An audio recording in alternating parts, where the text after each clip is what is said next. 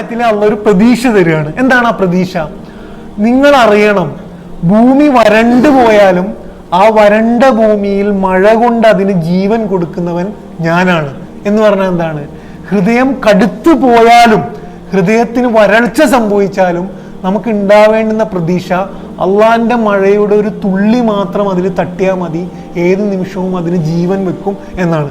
വരണ്ടു പോയ ഭൂമിക്ക് മഴയിലൂടെ എങ്ങനെയാണ് ജീവൻ നൽകുന്നത്, അതുപോലെ നമ്മൾ പ്രാർത്ഥിച്ചാൽ, അള്ളാഹുവിൽ പ്രതീക്ഷ അർപ്പിച്ചാൽ, നമുക്ക് പലപ്പോഴും തോന്നാറില്ല, ഇപ്പം ഈമാനൊക്കെ കുറഞ്ഞിരിക്കുന്ന ഒരു സമയത്ത് ആരോ എന്തോ പറയുമ്പോൾ, ഒരു ഉമ്മാന്റെ വിളി അല്ലെങ്കിൽ ഏതോ ഒരു വാർത്ത കേൾക്കുമ്പോൾ നമ്മുടെ ഉള്ളിൽ തന്നെ എന്തോ ഒരു മഴ വന്ന് വീണതുപോലെ, നമ്മൾ തന്നെ ആകെ ഉള്ളിൽ നിന്ന് തന്നെ നിറഞ്ഞു ഒഴുകുന്നത് പോലെ തോന്നാറില്ലേ? ഇതാണ് അള്ളാഹ് ഇവിടെ പറയുന്നത്. എന്ത്? മനുഷ്യന്റെ മനസ്സിന്റെ ഒരു കൺസ്ട്രക്ഷൻ എന്താണ്, ഹൃദയത്തിന്റെ കൺസ്ട്രക്ഷൻ എന്താണെന്ന് വെച്ച് കഴിഞ്ഞാൽ അതിനൊരു തുള്ളി, അള്ളാന്റെ മഴയുടെ ഒരു തുള്ളി അനുഭവിച്ചാൽ മതി, അതെന്ത് ചെയ്യും? നന്നാകും എന്നുള്ളതാണ്.